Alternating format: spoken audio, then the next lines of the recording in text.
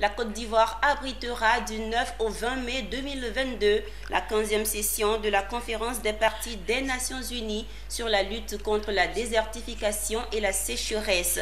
Quelques mois avant cette rencontre des dirigeants mondiaux, le ministre de l'Environnement et du Développement durable a animé à Abidjan une conférence de presse. Il était question de préciser les enjeux de la Côte d'Ivoire pour cette rencontre. Mondésir Nascimento et Ismaël Doza.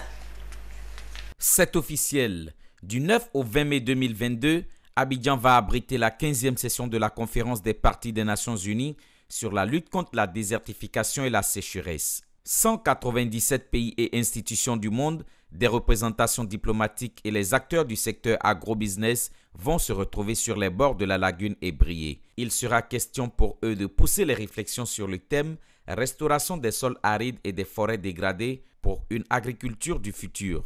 Quelques mois avant cette rencontre des dirigeants mondiaux, le ministre de l'Environnement et du Développement durable ivoirien Jean-Luc Assy a animé une conférence de presse. L'idée est d'informer l'opinion nationale sur l'organisation d'une telle rencontre historique et d'envergure, mais aussi préciser ses enjeux pour le pays. Pour un budget général d'organisation chiffré à 8 milliards de francs CFA, la Côte d'Ivoire participera à hauteur de 3 milliards.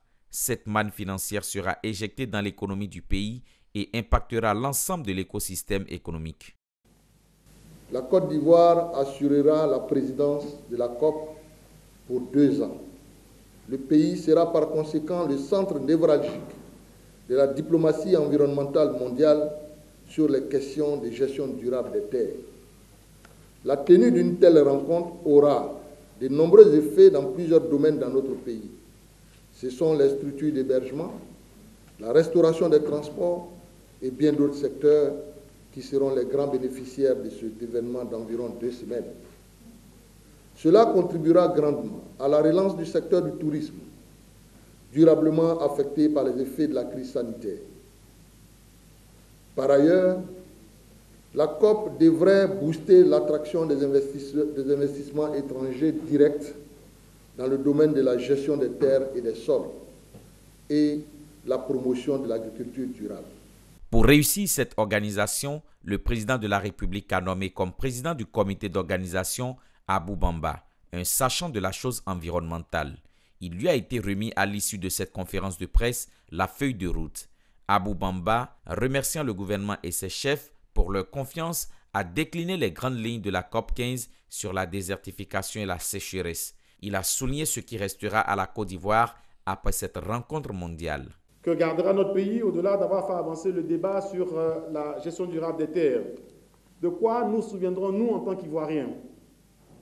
C'est ainsi que nous avons pensé à ce que nous avons baptisé, le ministre en a déjà parlé, Initiative d'Abidjan ou programme d'héritage de la COP 15, qui est un vaste programme visant l'accroissement exponentiel de la production agricole, rente et vivrier.